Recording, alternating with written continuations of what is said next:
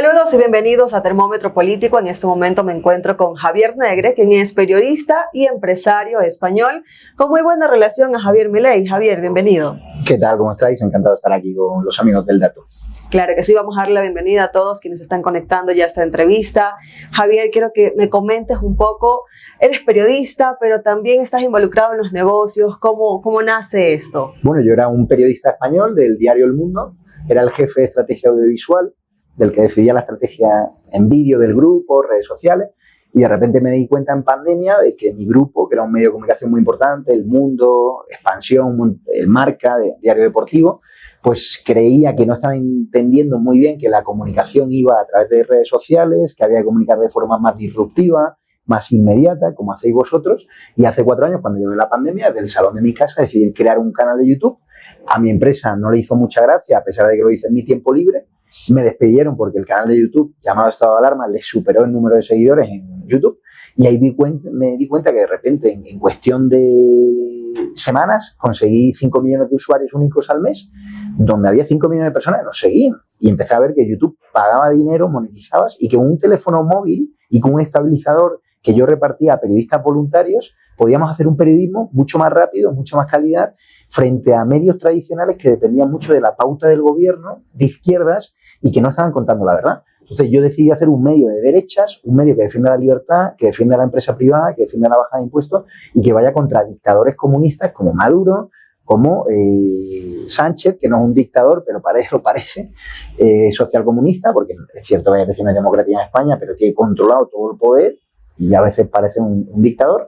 Correa, por ejemplo, vuestro expresidente de Ecuador, que ha tenido que irse de Ecuador porque es un corrupto y porque está condenado por corrupción y porque ha hecho mucha plata, tanto él como sus amigos, de negocios con el gobierno, y me di cuenta que ese modelo gustaba mucho además en Estados Unidos, en el público latino y en América Latina. Y de repente me di cuenta que el 15% de mi audiencia es de Argentina, adora a Javier Milei. Nosotros fuimos el medio de comunicación EDATV que más le apoyó desde España, y ahí decidí irme a Argentina, comprar La Derecha Diaria y el 50% con Fernando Cerimedo, que es su estratega digital en las campañas electorales, y Juan Doe, que Juan Carreira lo fundó, La Derecha Diario, y ahora es su director de comunicación digital, aunque no forma parte de la estructura porque forma parte del gobierno, y hemos decidido expandirnos por América Latina, donde hay una demanda de periodismo ciudadano, de periodismo de calle, porque la gente en la calle ya no cree los medios tradicionales. Y eso, Javier, es lo que te tiene hoy aquí en Ecuador, sí. Pero te me has adelantado un poco, ya me estás hablando aquí de La Derecha Diario, este medio, cómo nace, sé que eres socio,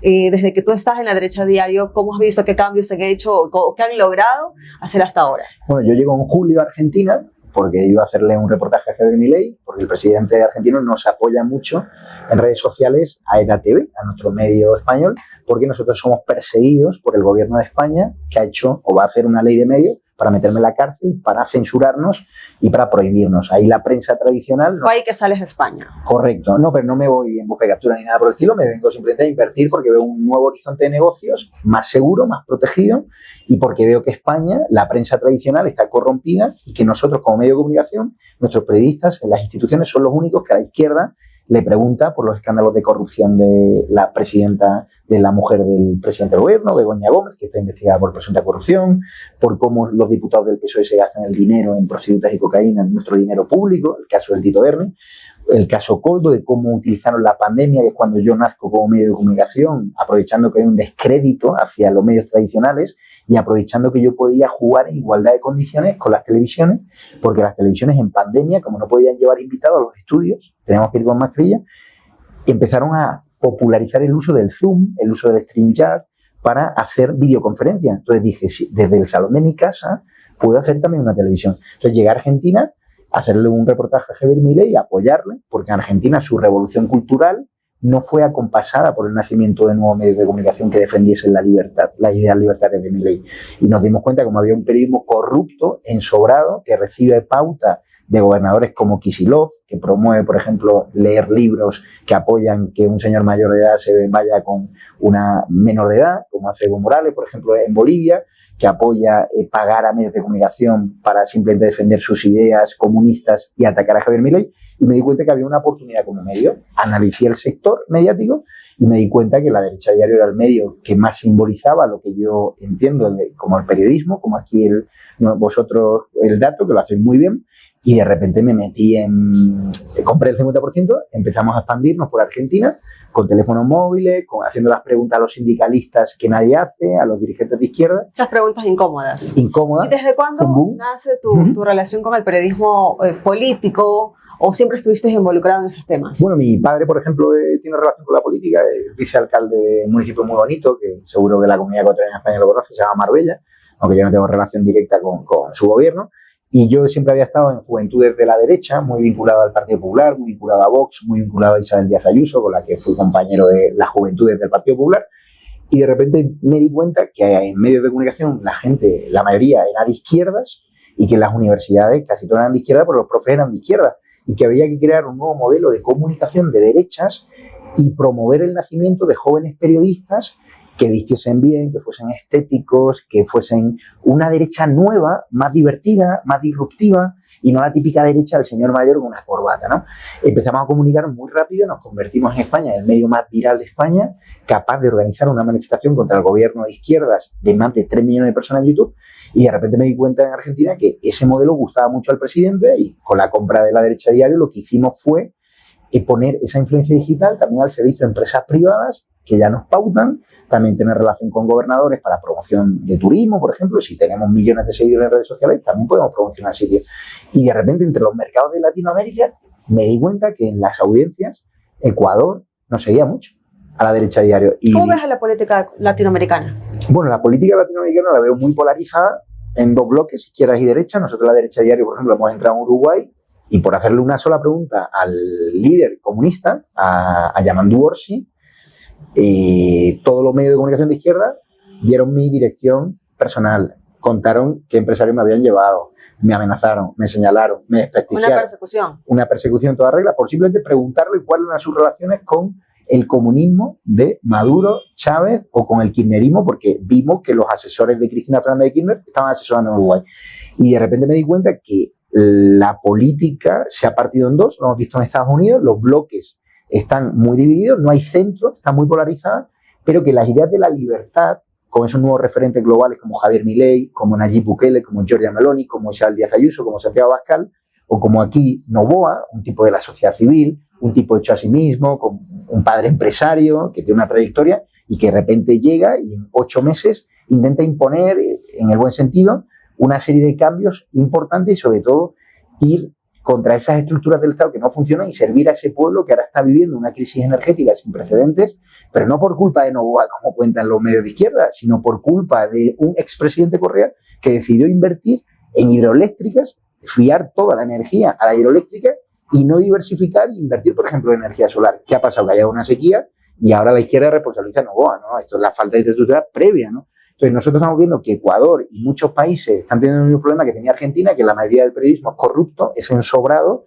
y depende de los partidos de izquierda que hacen muy bien eso, es decir, pagan muchos periodistas, pagan muchos profesores de las universidades por contar un relato que es globalista, que es Agenda 2030, que va contra el sentido común, y nosotros desde la derecha diario y desde ATV lo que hacemos es dar la batalla cultural, la batalla de las ideas, la batalla de la libertad, de defender a la empresa, de bajar impuestos, de sobre todo que podamos tener amigos también de izquierdas, que podamos preguntar a un dirigente de izquierda que no te insulte. A nosotros en España... Tener esa libertad de expresión y comunicación, así sea que sean de diferentes tendencias políticas. Llevo varios días en Ecuador, me fui al centro de Quito, un centro a oscuras.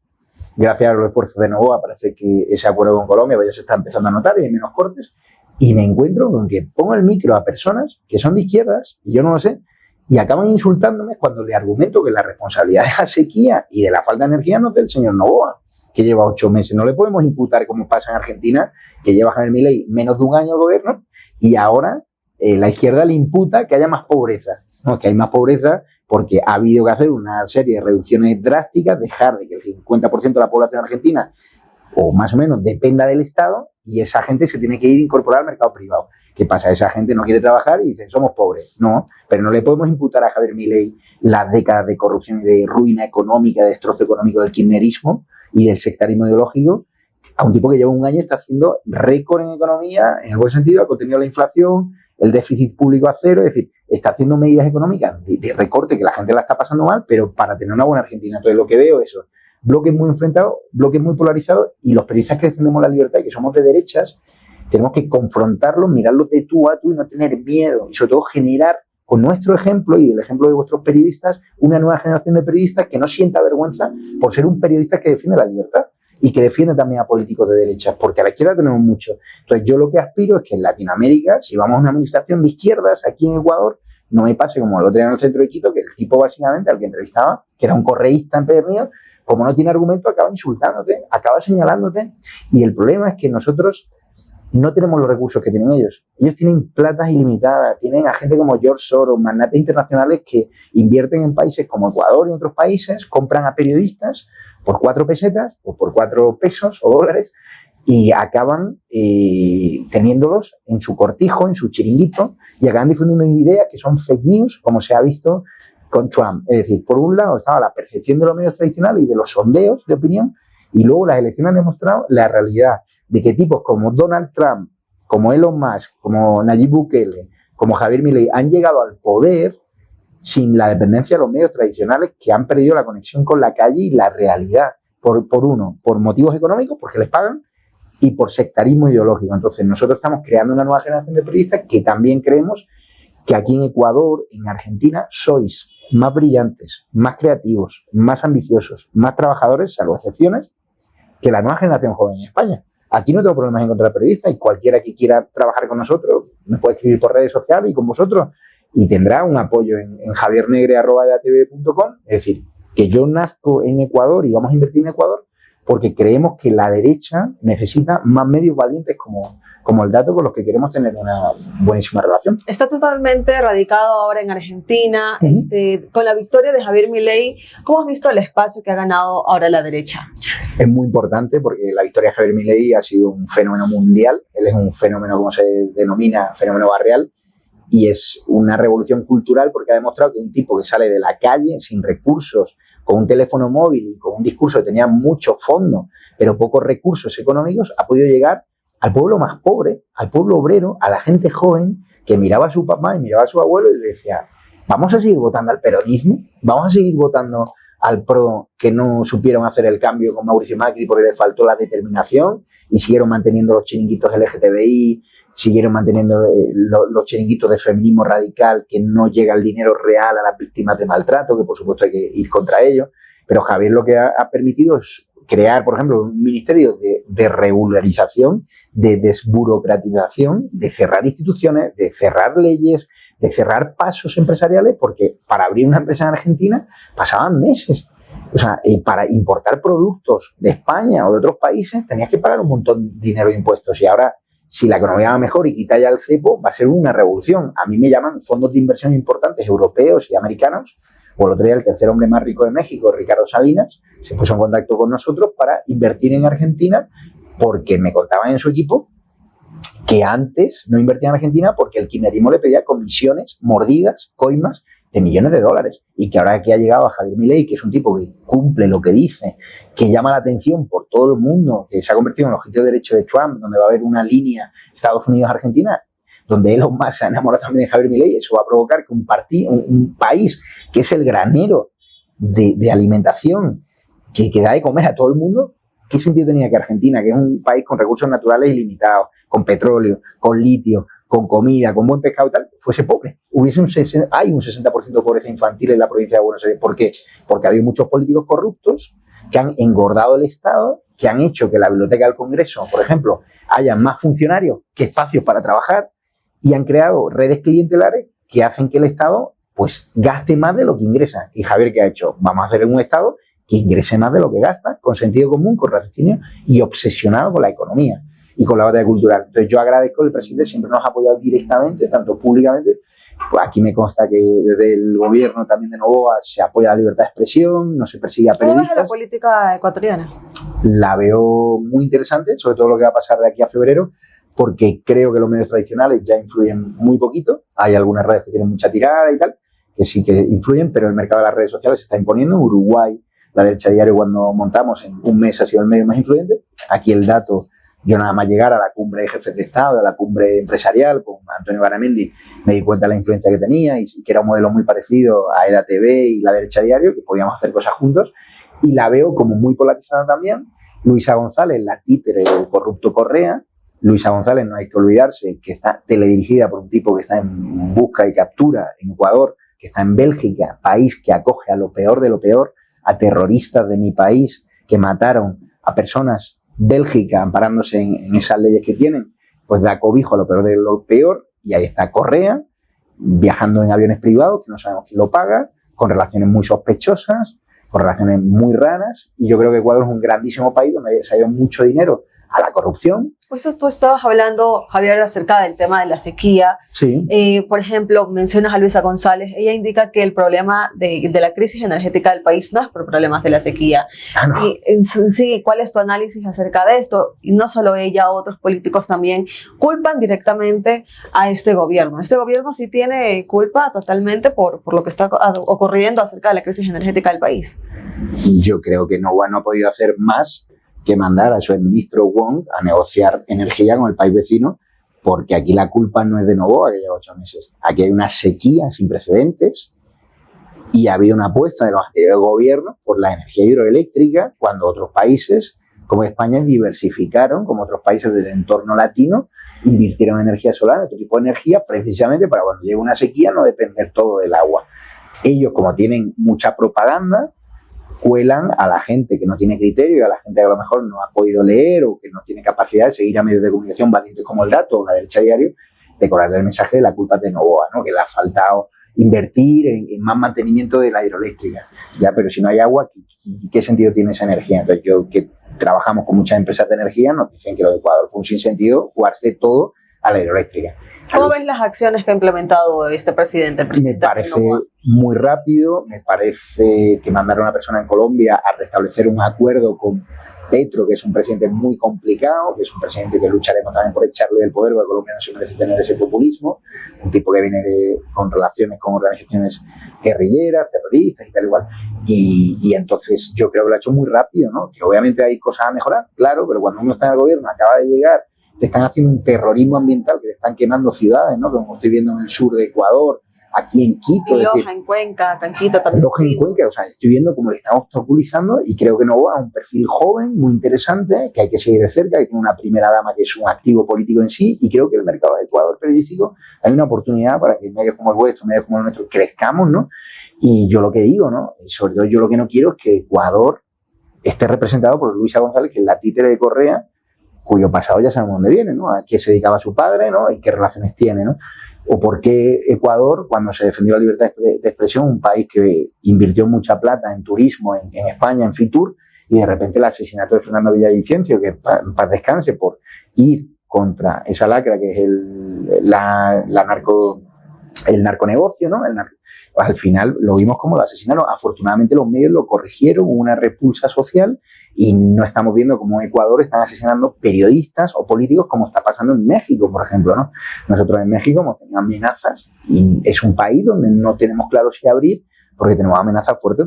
Entonces, en Ecuador creo que dentro de lo que cabe la crítica política, la crítica mediática se permite, y que lo que pasó con Fernando fue un antes y un después, y que esperemos que por hacer periodismo libre, periodismo crítico, periodismo del respeto, es decir, que Correa es un corrupto, lo digo abiertamente, eso es contar la verdad, que Correa viene de un papá que sabemos a lo que se dedicaba, está claro que Luisa González es una mujer al servicio de Correa, al servicio del Foro de Sao Paulo, al servicio del kirchnerismo, al servicio de Venezuela, y que quiere convertir Ecuador, un país increíble, un país con unos recursos naturales, que estuve en la Hacienda del Porvenir, ahí en los volcanes que tenéis, que son montando a caballo increíble, o sea, que quiero ir a Galápagos a bucear, que tenéis recursos naturales que son increíbles y que no sé por qué la economía está estancada, porque viene de años de mucha inestabilidad política, y creo que el señor Noboa necesita un periodo de estabilidad política, porque en 8 meses no puede hacer su proyecto, ¿no? Creo que Ecuador, igual que Correa, tuvo 10 años y dejó Ecuador bajo mínimos, con mucha corrupción, con mucha ruina económica y tal. Creo que ahora necesita un líder político fuerte. Sí le diría al señor Noboa, como crítica positiva, que no tiene que tener miedo, ¿no?, a hacerse una foto con Milei, en el sentido de establecer buenas relaciones con el gobierno de Argentina, ¿no? Porque a veces hay asesores alrededor que dicen, no, es que Milei está loco, Milei es un populista. No, Milei es solamente un loco como Milei podía hacer el cambio que necesitaba Argentina. ¿Cuál es el verdadero significado de libertario? Libertario es un tipo que cree en el libre mercado, en el capitalismo, en la defensa de la libertad por encima de todas las cosas, y que encima es capaz de comunicarlo sin pedirle perdón a la izquierda, sin darle un milímetro, y llamando a los zurdos por su nombre y sin tener ningún tipo de complejo. Es decir, dar la batalla cultural con determinación, ir contra el Estado como estructura macro que encarece todo en el gobierno. Es decir, tener miles de asesores, miles de chiringuitos, miles de instituciones como el Instituto de la Mujer, que no servía para nada, y que ahora Javier Milei ha decidido vender incluso el edificio, porque si tú creas un Instituto de la Mujer para defender a las víctimas de maltrato y te pones a investigar a dónde va el dinero, te das cuenta que van a señores y a señoras que no tienen nada que ver con esa lucha contra la violencia de género, que es una lacra, ahí hay que cerrarlo. Entonces, la idea libertaria es echarle, como se dice en España, huevos a la izquierda, jugarle con las mismas artes, sin complejos, dar la batalla en los medios de comunicación, dar la batalla en la opinión pública, dar la batalla en la economía, en los empresarios. Nosotros hemos conseguido en EDATV y en La Derecha Diario que los empresarios no sean como los empresarios venezolanos que dijeron, no, aquí nunca va a haber una dictadura, Chávez es buen tipo. Cuando la impusieron, se fueron a Miami y dan lecciones de oposición desde Coral Gables. No, la batalla hay que darla sobre el terreno. Nosotros hemos conseguido que grandes empresarios como el vicepresidente mundial de Coca-Cola, hasta hace unos años, Marcos de Quinto, o María José Álvarez, presidenta de Eulen, o las hermanas Cordón, herederas del grupo hospitalero Quirón, invirtiesen en un modelo como EDATV, en un modelo como La Derecha Diario, para hacernos crecer, porque creen en la batalla cultural y el empresario se tiene que mojar. Eso de que el dinero es cobarde, que el empresario no se puede... Hay muchas fórmulas para apoyar, hay mecenazgos, hay patrocinios, y si vosotros tenéis una audiencia cualificada, lo que no tiene sentido es que las grandes marcas de Ecuador inviertan en medios de izquierdas y le dé vergüenza invertir en un medio que apoya a Nova. ¿Por qué? Porque hay un complejo, a veces en esas grandes empresas, los directores de marketing que dicen, no, a estos del Dato o de La Derecha Diario no, que son de derecha.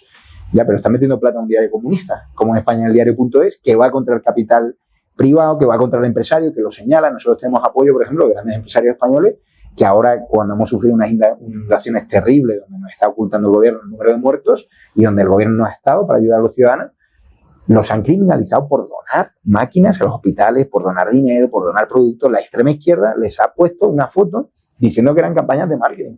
Y nosotros, como medio de comunicación, le hemos apoyado, le hemos dado un soporte. Entonces, es muy importante los ecuatorianos empresarios, la gente de plata, a modelos como el Dato, como nosotros, nos apoyen, porque si en febrero cae en manos de la izquierda radical, del comunismo, es una vuelta atrás, los tiempos del correísmo, a estar cerca de Maduro, a estar cerca de la gente, ¿no?, de la extrema izquierda de Boric, a estar gente de Petro. Entonces, yo creo que lo que necesita Ecuador es estar más cerca de Trump, estar más cerca de Milei, estar más cerca de Meloni, estar más cerca de Europa, y no es un modelo que retrotrae y que lo que ha hecho es empobrecer al Ecuador y sobre todo crear una nueva juventud como muy sectaria, como muy polarizada, que no nos permite tener amigos de izquierda. Yo tengo un montón de amigos de izquierda y ya no podemos hablar de política. Eso lo ha provocado la izquierda, que me ha señalado a mí o te ha señalado a ti como un objetivo público y te ha desprestigiado como hacían los judíos, o como hacían, los nazis con los judíos. Es decir, desnaturalizarte como persona, estigmatizarte. Este no es un medio de comunicación, es un pseudomedio, es un activista, por hacer preguntas. No solo al medio como tal, sino al peligro también que este provoca y genera a la crítica personal, y no saben a lo que te exponen. A mi papá le llaman narcotraficante, porque yo hice una serie sobre el narcotráfico en base a mi investigaciones periodísticas. O sea, el que hizo la serie Pablo Escobar es narco. Yo creo que no. Es decir, a mí me han llamado de todo, me llaman nazi, me llaman ultraderechista, me llaman extremista, señalan a la novia cuando la he tenido, señalan a mi madre, señalan a mi padre, señalan a mi hermano, dan sus fotos. Es una cacería, buscan tu muerte civil, generarte mala prensa en Google para joderte la vida a ti y trasladar un mensaje al resto de periodistas que, si siguen mi ejemplo y se solidarizan conmigo, les va a pasar lo mismo. ¿Qué hemos hecho nosotros? Nos hemos revelado. Y en Argentina estamos creando una nueva generación de comunicadores, y en España ya la hemos creado, que dicen basta el sectarismo de la izquierda, basta el cordón sanitario, y aquí nosotros llegamos a Ecuador para plantarle la guerra a la izquierda. ¿Cómo nace, Javier, la iniciativa de poder invertir acá en Ecuador? Bueno, básicamente tengo muy buenos amigos, muy buenas amigas, y no voy a dar su nombre porque ahora mismo no creo que no procede. Ella viene de una familia que tuvo un medio de comunicación importante y me dijo, tienes que venir a mi país, te vas a enamorar de su gente, de su gastronomía, de sus entornos naturales. Dije, venga. Entonces habrá sorpresas directamente. Claro, y ella me hizo entender que en Ecuador necesitaban un medio como el nuestro y me invitó. Y he venido unos días, me he quedado enamorado del país. Fui el otro día a los toros también a la Catunga, ¿no? Se llama así, ¿no? ¿Cómo se llama? La Catunga. Con Rocarrey, con mi amigo y tal. Me encantó la gente que hay de bien. Y yo no hablo de gente rica, no hablo a mí me han tratado bien de gente pobre hasta gente rica. Y creo que es un país que merece la pena, que hay que salvarlo que entre en las garras del comunismo. Y esta persona fue la que me indujo a, tienes una oportunidad de Ecuador, te podemos apoyar en cuanto a que no te sientas desprotegido, que no te sientas solo, ¿no? Y darte una familia. Y me vine y la verdad que ha sido la buena decisión y rápidamente conocí también a modelos como el vuestro y digo, aquí hay, si vosotros estáis creciendo, nosotros que también estamos creciendo en otros ambientes, tenemos que fomentar las sinergias con grupos valientes como el vuestro. Y me encantó, Cuenca me encantó a nivel turístico, el ministro de Turismo la verdad que me cuidó mucho, fue el primero que en Londres, en la World Travel Market de Londres me dijo, Javier, tienes que venir a Ecuador y tal, tienes que promocionarlo, porque el país ecuatoriano es muy desconocido en España, en Europa.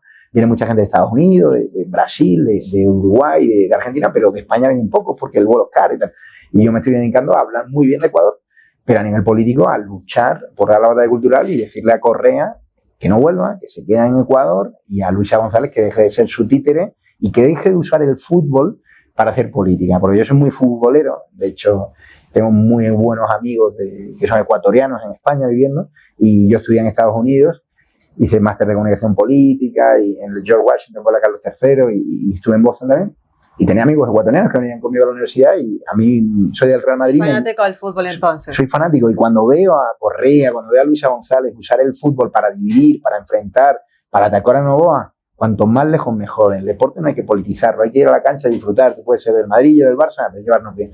Y sobre todo, lo que no quiero es que Ecuador entre en la senda del empobrecimiento, de la ruina, de Venezuela, de Perú, de países como Chile, ¿no? Que eran grandes países. Y Ecuador yo creo que sufre un estancamiento económico, ¿no? Que viene de una mala gestión anterior a la de Novoa, que entre todos, si peleamos con uñas y dientes, es un país que merece la pena, es un país que tiene que tener más seguridad, que creo que se está consiguiendo, y es un país que tiene un futuro que yo quiero contribuir también de forma honesta y humilde, a no ser mejor que nadie, pero a mí la gente de Ecuador me ha tratado como un hijo y aquí tengo que venir a invertir. Claro que sí. Javier, para finalizar esta entrevista, ¿cuál es tu mensaje tal vez a los periodistas que también te están viendo y acerca de la política ecuatoriana? Se vienen estas elecciones. ¿Cuál es tu mensaje global ante todo lo que hemos conversado? Básicamente, mi mensaje le traslado a toda la comunidad ecuatoriana es que nos jugamos mucho el próximo mes de febrero. Hay que dar la batalla cultural. Nosotros venimos de España, donde estamos perseguidos por el gobierno de Pedro Sánchez, donde va contra la libertad de expresión, intenta censurarnos, intenta cerrarnos, intenta ponernos multas, nos piden hasta 1 millón de euros por contar la verdad sobre sus corruptelas, las de su mujer, presuntas, pero todavía no están condenados, y decirles que necesitamos gente valiente que se sume al proyecto de la derecha diario en Ecuador, por supuesto con nuestros amigos del Dato, que me pueden escribir cualquier persona que quiera colaborar, porque hoy en día desde un lavabo, desde un baño, desde una cafetería, una persona con Twitter, con X o con Facebook puede tener más poder que una nota en cualquier medio de comunicación tradicional.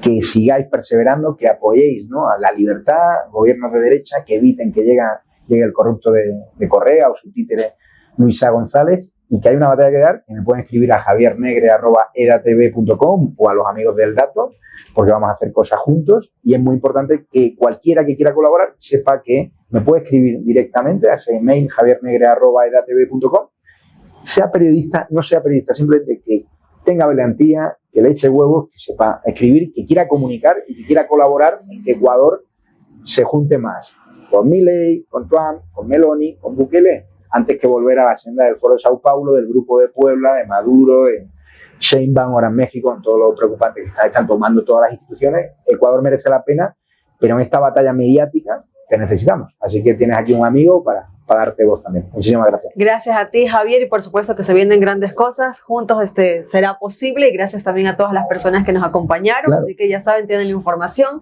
y para más información siempre a través del dato. Es el Termómetro Político. Recordaros, si os interesa el proyecto de La Derecha Diario y de EDATV, nos podéis seguir en edatv.news y La Derecha Diario, derechadiario.com.ar. En breve tendremos también el dominio, el link para la sección de Ecuador, un país que merece mucho la pena, precioso, con buena gente, con un centro histórico en Quito, con unos volcanes, con unos parajes naturales en Galápagos de una biodiversidad increíble, y sobre todo de un país que me ha cuidado durante estos días y que merece la pena que invirtamos para evitar que la izquierda vuelva al poder y que nos vuelva a la senda del correísmo, de la corrupción, y de que estos políticos devuelvan toda la plata que han robado.